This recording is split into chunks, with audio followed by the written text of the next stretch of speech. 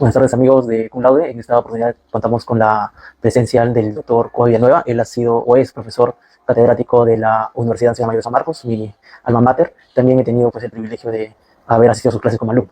Doctor, bienvenido a Cum Laude. Muchas gracias por la invitación y con todo gusto. Gracias a usted, doctor, por el tiempo que me brinda para esta pequeña entrevista.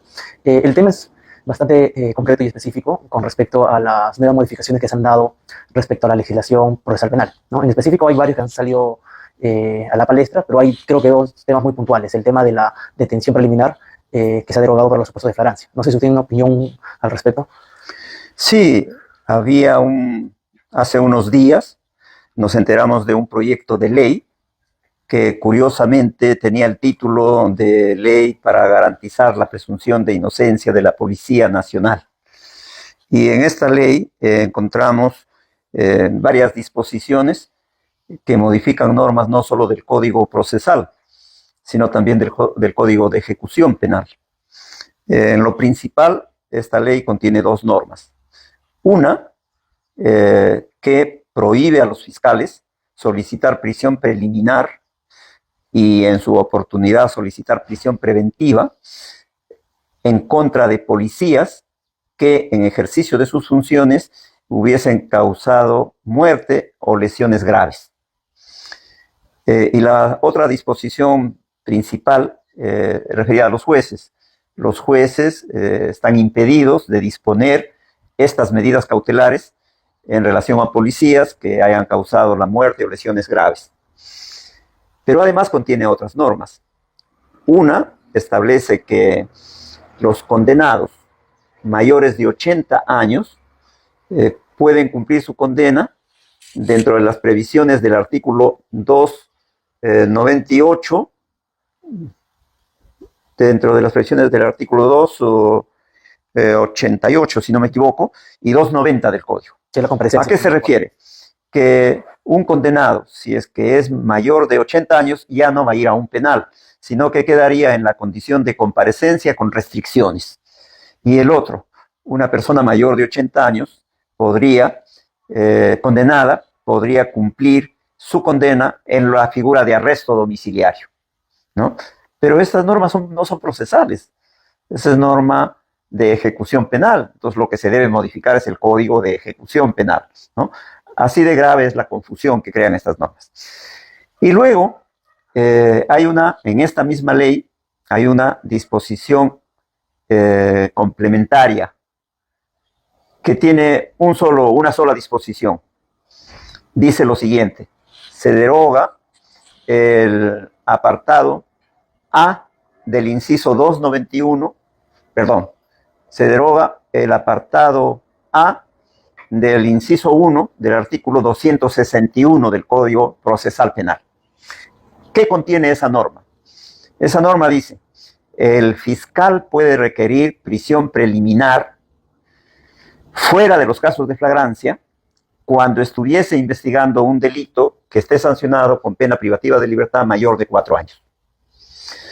Entonces, la situación es sumamente grave, porque en la realidad nos encontramos con lo siguiente. En algunos casos, el agente es sorprendido en flagrancia, pero mayormente es en los casos de delitos comunes, hurtos, estafas, agresión física. Pero hay otros casos de crimen organizado que se hace en la absoluta clandestinidad. Allí no es común que las personas involucradas sean sorprendidas en flagrancia. Entonces, para eso se instituyó la prisión preliminar. De tal manera que la policía operaba de la siguiente manera. Una vez que se enteraba de las actividades ilícitas, podría ser, por ejemplo, tráfico ilícito de drogas, pornografía infantil, extorsión, sicariato, trata de personas y en general delitos graves. Una vez que tomaba conocimiento, comenzaba a hacer seguimientos, confirmaba la existencia de esas actividades y para poder intervenir a las personas, daba cuenta para que el fiscal formule un requerimiento de prisión preliminar. Y de esa manera se podía detener a las personas para realizar actos de investigación. Además, generalmente la prisión preliminar se ha hecho solicitando un allanamiento de domicilio con fines de detención y además de incautación de elementos probatorios. Eso en el futuro ya no se va a poder hacer, porque ya desaparece la figura de prisión preliminar. Entonces, la disposición que entró en vigencia ayer imposibilita el normal desarrollo de la persecución del delito. Imposibilita que la Policía Nacional pueda hacer acciones relacionadas con investigación del delito. Y en la práctica, las organizaciones dedicadas a estas actividades delictivas tienen carta libre para poder actuar sin temor a que puedan ser detenidos. Esa es la situación. Yo recuerdo, doctor, que la detención preliminar era una herramienta procesal, digo era porque ya no existe con esta nueva modificatoria, una herramienta procesal muy utilizada en los casos Odebrecht. Recuerdo que junto a un allanamiento, por lo general iba aparejada una detención preliminar del allanado, justamente pues porque el material probatorio en ese estadio permitía una detención preliminar más no una prisión preventiva.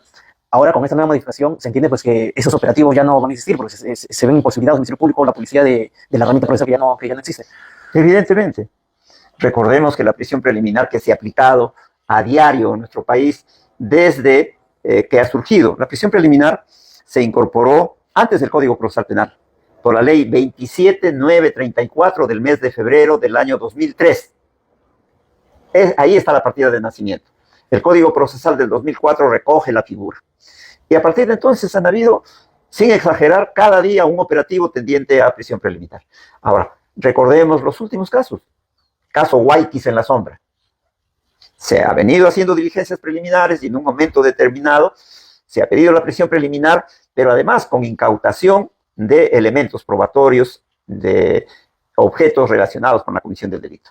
Otro caso, el 27 de noviembre del año pasado, de 2023, caso Valquiria, en el que el equipo EFICOP solicita la detención preliminar, ¿no?, con allanamiento en los domicilios de los asesores de la entonces fiscal de la Nación.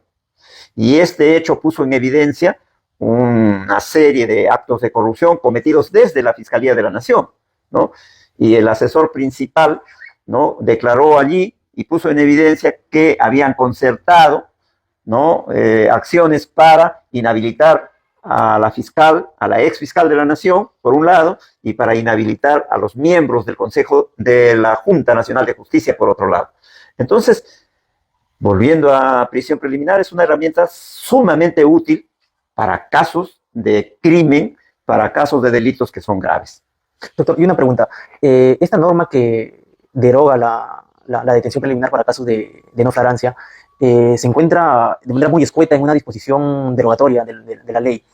Casi como, a mi modo de percibir, casi como que de contrabando lo han querido colocar para que pase desapercibido. No sé si usted también comparte esa percepción. Todo apunta a que eso ha ocurrido.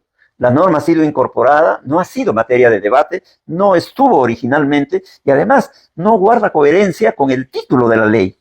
El título de la ley es Ley que protege la presunción de inocencia de los policías. Y claro, los artículos primeros tienen que ver con eso. No puede haber medidas restrictivas de libertad respecto a policías, pero sorpresivamente aparece una norma derogatoria. Se deroga el inciso A del artículo 261 del Código Procesal Penal.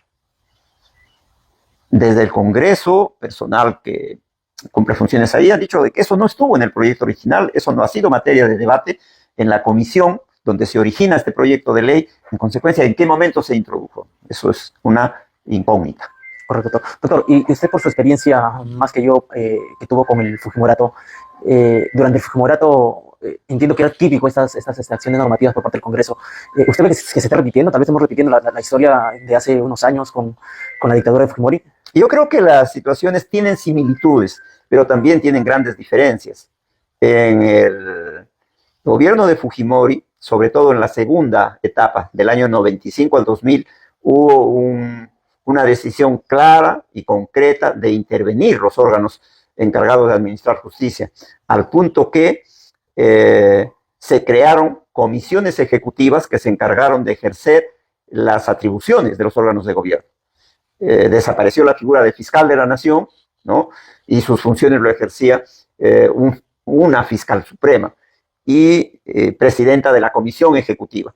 Y desapareció la sala plena de la Corte Suprema y el Consejo Ejecutivo del Poder Judicial. Y sus funciones lo cumplía la comisión ejecutiva, ¿no? Pero no se han dado leyes tan abiertamente encaminadas a favorecer las actividades delictivas. Doctor, pero también entiendo que a diferencia del Fujimorato, en este momento, pues, las instituciones ligadas a la Administración de Justicia no están copadas por el Ejecutivo, como se pasaba en el Fujimorato con Blanca Nelida Colán, y etc. En esa perspectiva, actualmente, porque esta norma procesal que deroga la detención preliminar afecta directamente a la labor del Ministerio Público. ¿El Ministerio Público tiene alguna herramienta legal para oponerse a esta serie de leyes que han salido? No tiene poder de decisión. El Ministerio Público tiene una labor de postulación, ¿no? Desarrolla la investigación con fines de formular acusación, pero quienes tienen poder de decisión son los órganos jurisdiccionales. Pero, lógicamente, el Ministerio Público podría proponer, ¿no? En un caso determinado podría dirigirse al juez diciéndole que, sustentando que en este caso sería posible aplicar el control difuso, que es una herramienta que los órganos jurisdiccionales tienen para inaplicar disposiciones legales. Correcto. Solo una última pregunta, doctor. También ha habido una introducción, bueno, un segundo párrafo en el delito de prevaricato para sancionar al juez o fiscal que dolosamente otorga libertad a un detenido en flagrancia. No sé si tiene una opinión ya formada respecto a esta nueva introducción. Yo creo que esa disposición no contribuye en nada al desarrollo del proceso penal. Y tengo la seguridad de que disposiciones que modifican las normas del Código Procesal Penal causan confusión y perjudican el desarrollo del proceso penal. A ver, en efecto, hay un párrafo más que establece como delito de prevaricato el hecho de que un fiscal disponga la libertad de una persona detenida en flagrancia o que un juez le dé libertad a una persona.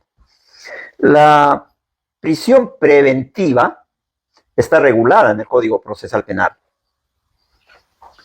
Y según la regulación se establece lo siguiente, y eso viene desde el año 1992. Lo que el código actual hace es incorporar las normas del código que se aprobó en esa oportunidad.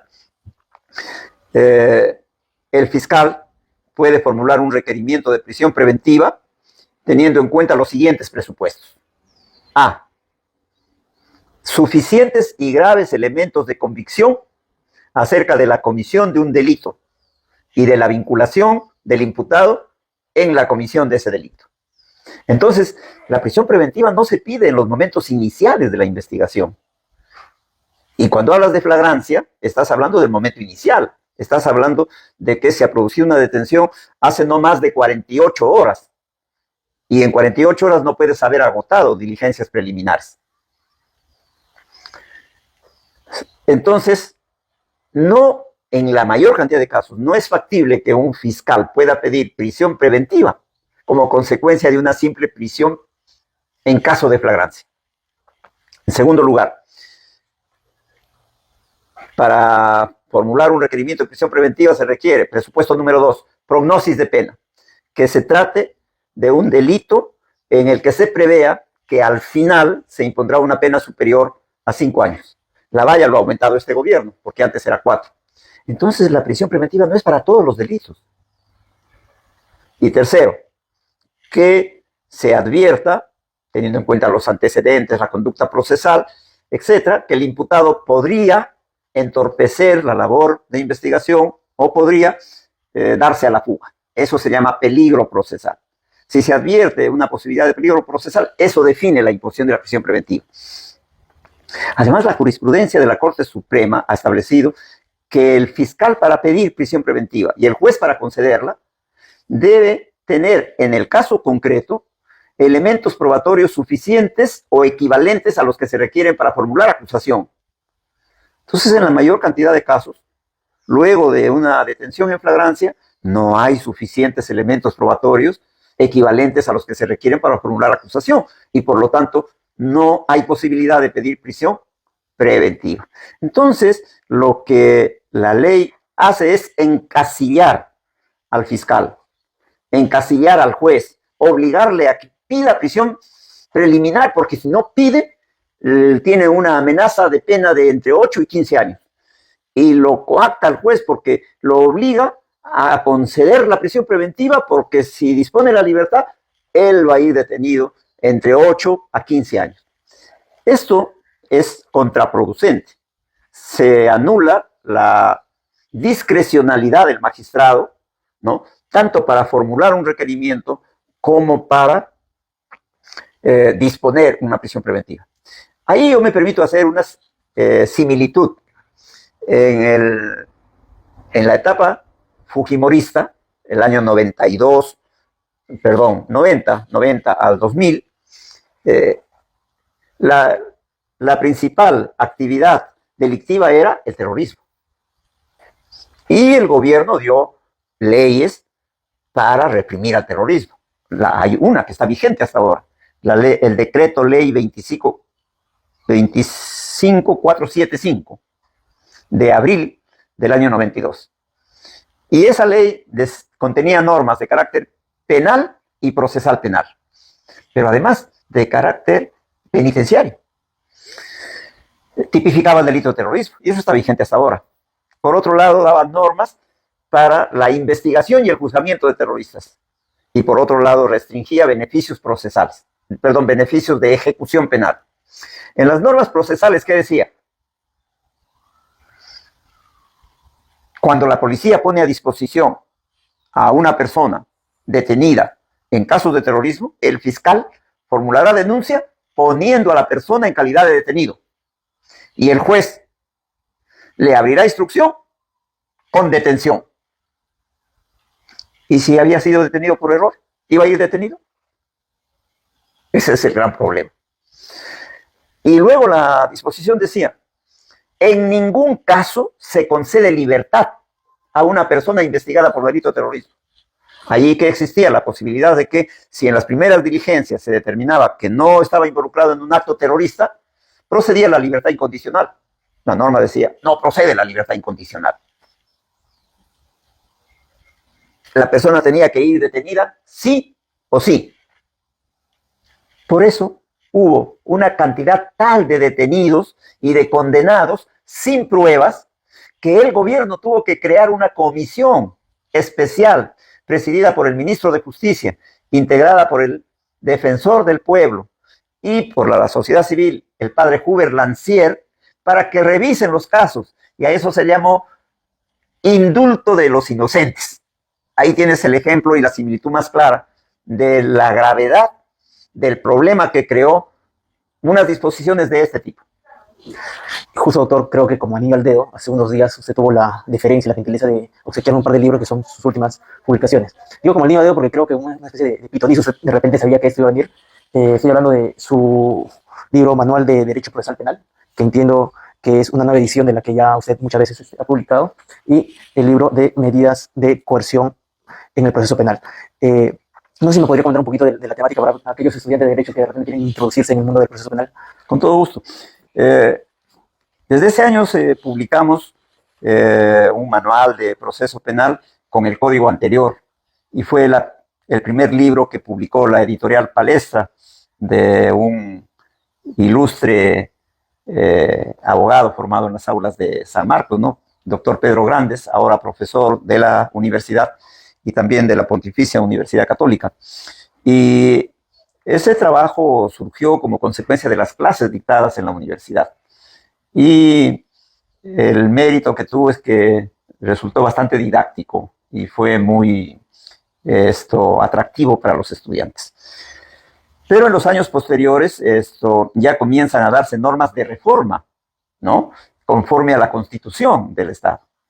Dicho sea de paso, la reforma procesal en el Perú se ha implementado progresivamente.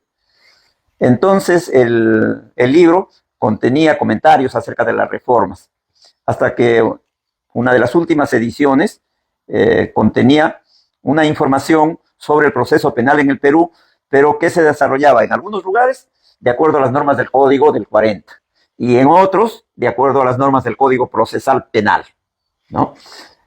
Ahora, ¿qué hemos hecho? En el libro que se titula Manual de Derecho Procesal Penal, está desarrollado exclusivamente de conformidad con las normas del Código Procesal Penal, Decreto Legislativo 957. En consecuencia, este libro está actualizado, contiene las modificaciones que se han hecho a un conjunto de artículos del Código Procesal Penal y contiene inclusive algunas modificaciones hechas ya en el presente año. El de medidas de coerción es una segunda edición. La primera la publicamos con la editorial Gaceta Jurídica el año 2018, pero desde ese año hasta la actualidad ha habido un conjunto de cambios, de manera que el libro está actualizado y se le han incorporado todas las modificaciones que contiene las medidas de coerción. Por ejemplo, y en el libro ya se habla que para pedir prisión preventiva la prognosis de pena es de 5 años, ¿no? Se hace la explicación correspondiente a que para la cesación de la prisión preventiva procede no solo a pedido de parte, sino que atendiendo a una recomendación del Tribunal Constitucional, el Congreso emitió una disposición en el sentido de que los jueces están obligados a revisar de oficio cada 6 meses si es que subsisten los presupuestos que dieron lugar a la prisión preventiva. Lo que quiere decir que si no existen, se decreta la cesación de la prisión preventiva. Luego hay modificaciones en relación a grilletes electrónicos, ¿no? Y en general a otras medidas. Está, en términos generales, actualizado conforme a las modificaciones que se han hecho en los últimos 2 años. Gracias, doctor. Para finalizar, no sé si tiene algunas palabras finales respecto a este panorama, a mi modo de ver, un poco dramático, casi nefasto, a lo que nos está llevando el Congreso de la República. Sí, en realidad es una situación preocupante, ¿no? Hay una serie de disposiciones emanadas del Congreso que dificultan el desarrollo del proceso penal y que, reitero, son innecesarias. Lo que habría que hacer si se quiere mejorar el sistema de administración de justicia es establecer, pues, sistemas de estrecha coordinación entre todos los operadores y que además el Estado provea de los recursos necesarios y se impulse el desarrollo del proceso penal. Pero las modificaciones no contribuyen en nada a este desarrollo. Por ejemplo, hay una ley que establece que el plazo de suspensión de la suscripción no debe ser mayor de 1 año. Eso es innecesario. En el Código Penal se regula la prescripción. El ejercicio de la acción penal prescribe si ha transcurrido un tiempo igual al de la pena en su extremo máximo. Y si ha habido diligencias judiciales, se aumenta a 1/2. Y el Código establece, si se ha vencido el plazo extraordinario, 1/2 del plazo ordinario, el proceso prescribe indefectiblemente. Entonces, ¿para qué está regulando otros plazos? Por otro lado, por ejemplo, se ha establecido de que para un allanamiento hay que notificar que el día y la hora tal se va a allanar el domicilio y que el investigado debe estar presente y con su abogado defensor. El allanamiento tiene una finalidad: recoger elementos probatorios y en otros casos detener preliminarmente a presuntos autores. Si se le notifica, simplemente la persona va a darse a la fuga. Si se le notifica que va a realizarse un operativo con fines solo de recojo de elementos probatorios, se van a esconder o se van a destruir. Entonces, con eso se causa un perjuicio grave al proceso penal. Por otro lado, se modifica el plazo para llegar a un acuerdo de colaboración eficaz. La colaboración eficaz lo que pretende es obtener una información sumamente importante sobre las actividades de la organización delictiva. En otras palabras, lo que pretende es obtener pruebas. ¿A quién le conviene obtener pruebas? Al Ministerio Público para sustentar su acusación. ¿Y hasta cuándo puede obtener pruebas el Ministerio Público? Hasta que se llegue el momento de formular acusación. De manera que el plazo para suscribir un acuerdo de colaboración eficaz podría tranquilamente estar vigente hasta la culminación de la investigación. No hay necesidad de ponerle un plazo anterior, ¿no? Entonces, todas las disposiciones que está dando el gobierno, sobre todo en los últimos 2 años, dificultan la lucha contra el crimen organizado. Esperemos que esto sea pasajero, que haya la posibilidad de que el Tribunal Constitucional se pronuncie sobre estas leyes y que su pronunciamiento sea declarando la inconstitucionalidad y que las cosas vayan volviendo poco a poco a la normalidad en el desarrollo del proceso penal. Muchas gracias, doctor Víctor, por el tiempo que nos ha brindado. Y para mí siempre es un placer académico escuchar sus comentarios. Muchas gracias a ustedes por la invitación y para mí es un gusto poderles atender. Muchas gracias. Igualmente.